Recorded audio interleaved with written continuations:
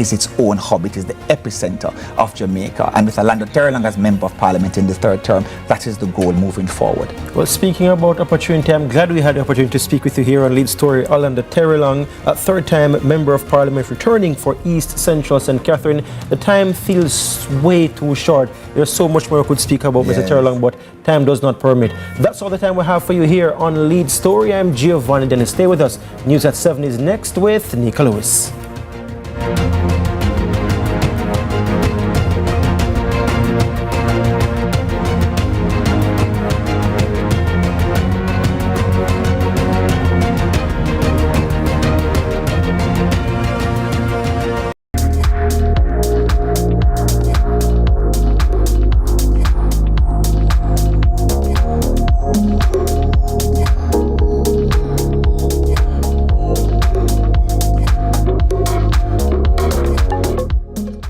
Need to estimate your duty?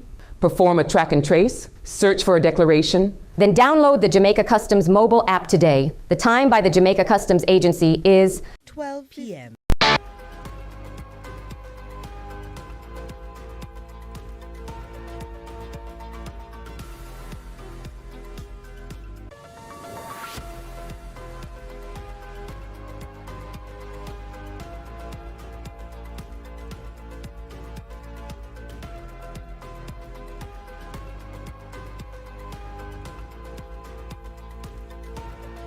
Thanks for joining us for CVM News at noon. It's Tuesday, September 16, 2025.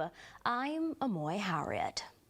Up first this afternoon, Jamaica's political spotlight turns to King's House this afternoon, where Prime Minister-designate Dr. Andrew Holness will be officially sworn in for a new term in office.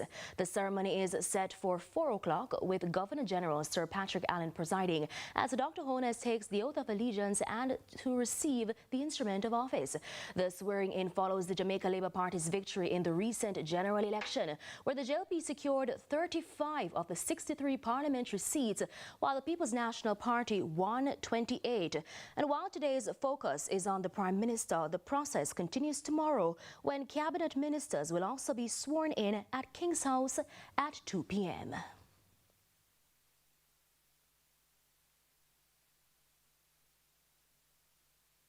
A Kingston community is grappling with shock and fear this afternoon after the killing of a toddler and a 25-year-old man on Monday. 2-year-old Tejon Jackson and Kimarley Powell were gunned down in a drive-by attack along Greenmead Road in the parish. Now, reports suggest the shooting is gang-related, and disturbingly, that the child may have been deliberately targeted. The killings have reignited fear in the community, where residents say peace had only just begun to take root.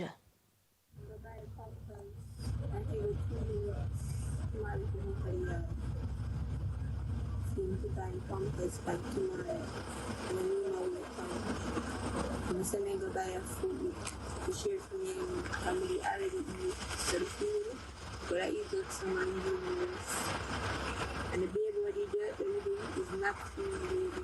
And then kill a girl baby, thinking he's a feeling baby. And murder him. The 10-year-old baby, clear headshot and feet. Police have launched a probe into the incident, but for families there, the loss of an innocent child and a young man has left wounds that may never heal. Meanwhile, the atmosphere was heavy with grief this morning at the Queen's School as students and teachers continue to mourn the loss of 18-year-old sixth former Jada Pollard. Our news team visited the campus, where silence seemed to speak louder than words. The usual buzz of energy was replaced by quiet sobs, blank stares, and an overwhelming sense of disbelief. Pollard was shot and killed during a pre-dawn break-in at her family's Spokey Vale home on Monday. Police have confirmed that one person is in custody. Meanwhile, the Ministry of Education has dispatched trauma support teams to the school, providing counseling and comfort. Police are urging anyone with information to contact investigators at the Constant Spring Criminal Investigation Branch at 876-924-1421. That's 876-924-1421. In the meantime, a high alert has been activated for 12-year-old Lashante Williams of Paisley Road in Kingston, who has been missing since Sunday, September 14. Lashante is of dark complexion, medium build, and about 5 feet tall. Reports from the Admiraltown Police are that around 6 o'clock Sunday evening, she was last seen leaving home wearing a pink dress and a pair of red Crocs. Since then, all efforts to contact her have proven futile. Anyone knowing the whereabouts of Lashante is being urged to contact the Admiraltown Police at 876-922-6243, the police emergency at 119, or the nearest police station. The Island Traffic Authority is reporting an increase in road fatalities so far this year. According to the latest figures, traffic deaths have risen by 3% when compared to the same period last year. That's a difference of 7 additional lives lost. The authority continues to urge motorists and pedestrians to exercise caution on the nation's roads.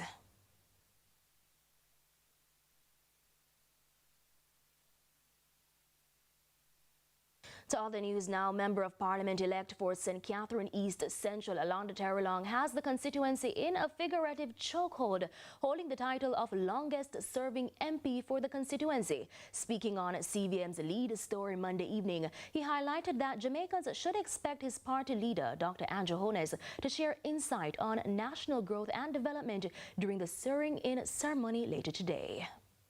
Growth and development remain top on our agenda as a government, as well as citizen security, national security. So those are top items. Increase in salaries, increase in more social welfare programs.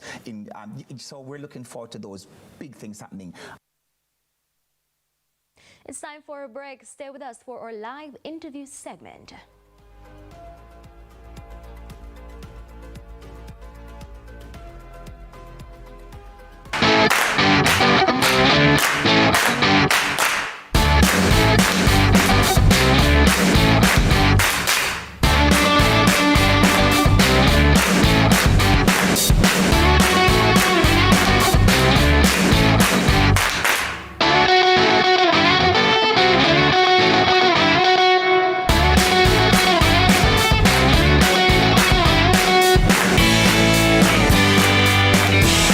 It was rough.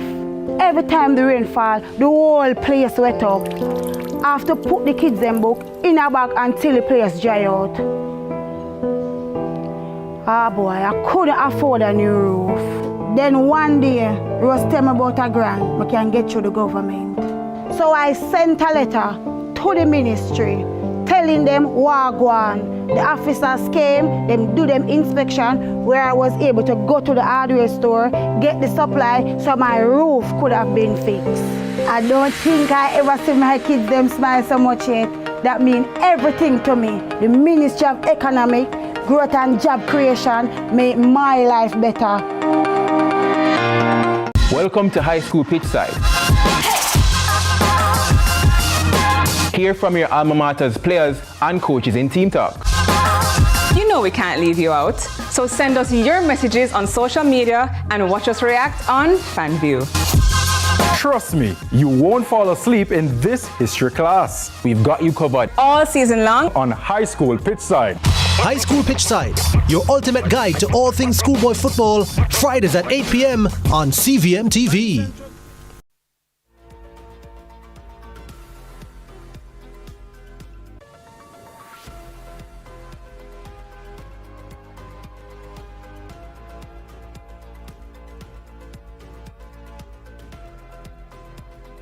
Welcome back to CVM News at noon. To news now overseas.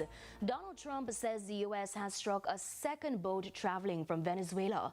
President Trump said the strike targeted, quote, extraordinarily violent drug trafficking cartels. The U.S. has turned to the military in its efforts to combat drug trafficking into the country. Al Jazeera tells us more. A second boat is hit off the coast of Venezuela, the latest target destroyed as the United States expands its military presence in the Caribbean Sea. President Donald Trump quickly acknowledged the operation's success. We have proof. All you have to do is look at the cargo that was like it's spattered all over the ocean. Big bags of cocaine and fentanyl all over the place. And it was, plus we have recorded evidence that they were leaving. President Trump has been keen to use military assets in counter-narcotics operations. Venezuela has been targeted by the United States as a major exporter of cocaine, the Pentagon sending the biggest U.S. task force to the region in years. Missile cruisers, amphibious landing ships, helicopter carriers and a submarine capable of carrying out attacks on land have all been sent, along with 4,500 sailors and Marines. This force has been reinforced by 5 F-35 stealth jets sent to nearby Costa Rica. This is not tension, it is outright aggression. Judicial aggression when they criminalize us. Political aggression with their daily threatening statements. Diplomatic aggression and ongoing military aggression. It's time for a break. Stay with us. More when we return.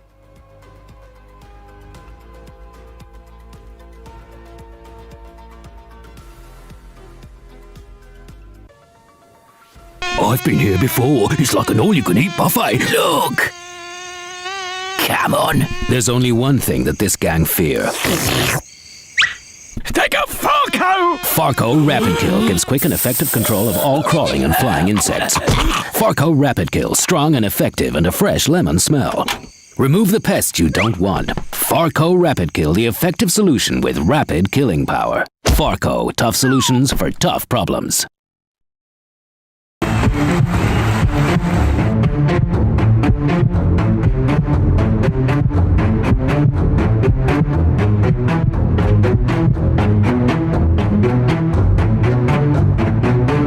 And that's what you love to see.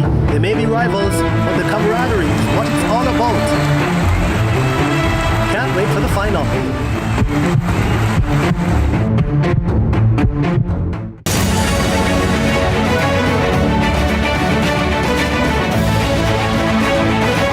Join us this week on Tourism One-on-One as we speak to the winner of the first installment of the Tourism Enhancement Fund's groundbreaking Tourism Innovation Incubator Program, Dr. Dwayne Chambers.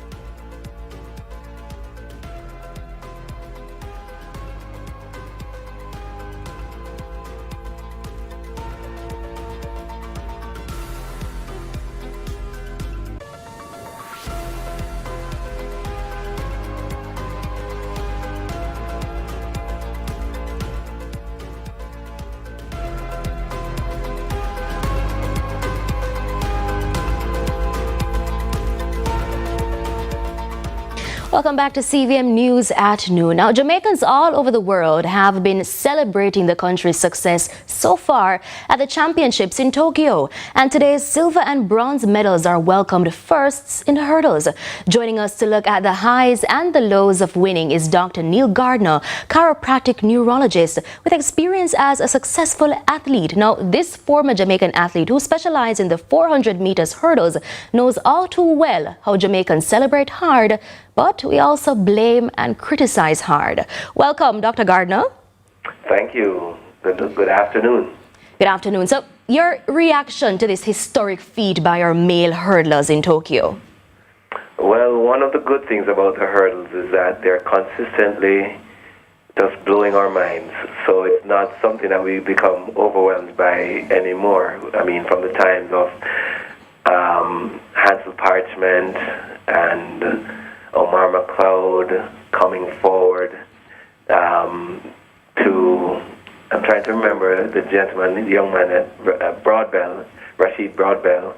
And now imagine that we had our best three hurdles national record holder and the two that are closest to the national record not being able to make the team this year, and yet still with our 4th, 5th, and 6th strings, if you will, we were able to get 3 into the semifinals and 2 into the finals.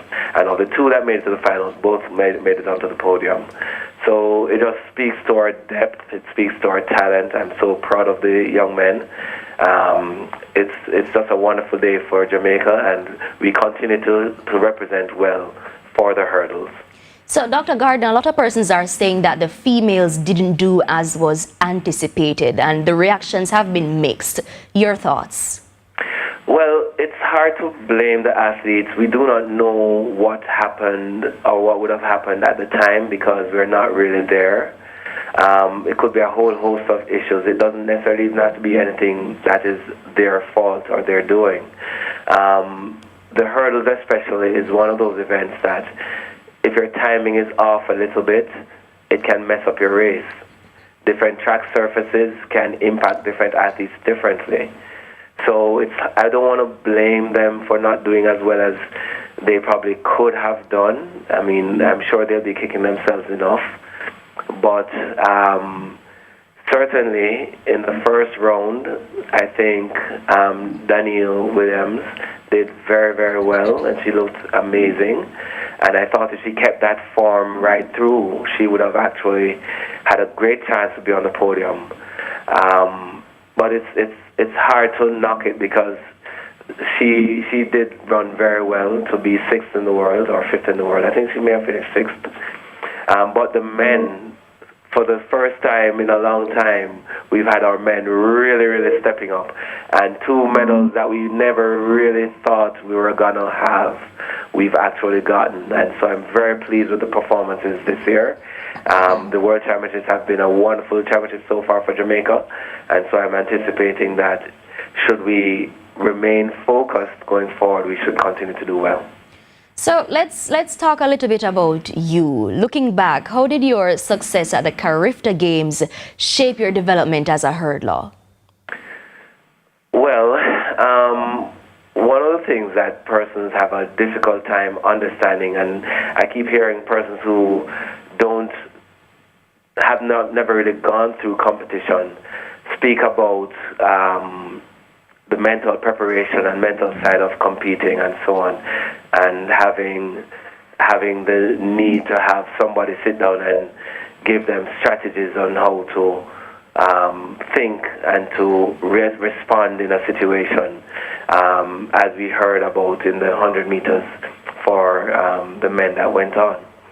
But the reality is that the best coach or the best motivator or the best inspirer for anybody, any athlete, is when they are doing well themselves.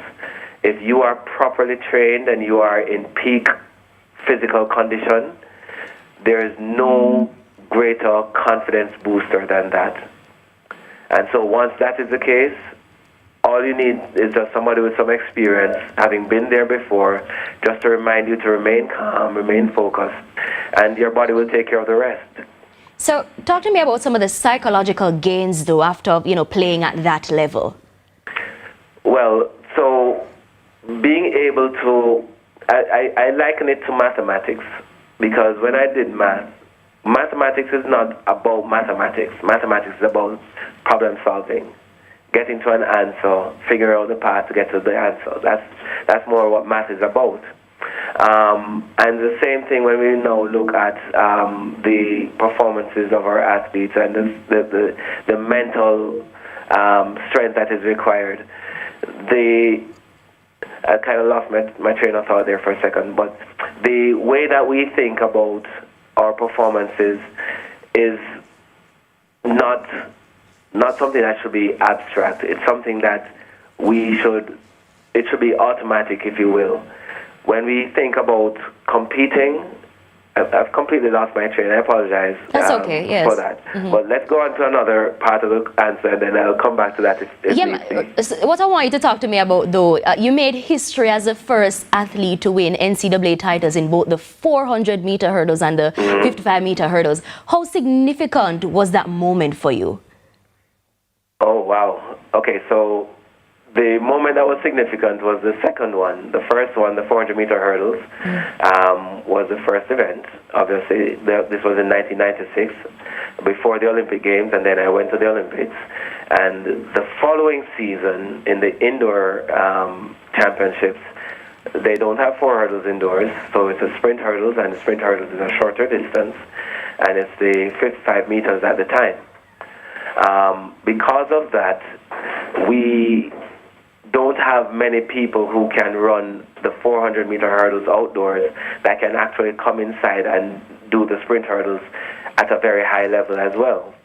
So that enabled me, well, my talent, if you will, allowed me to be able to get the job done as far as doing well enough to win the championships indoors, whereas nobody else had ever done that before. So it was truly humbling, and I'm proud of the achievement, and I'm pleased with the performances that I was able to do then.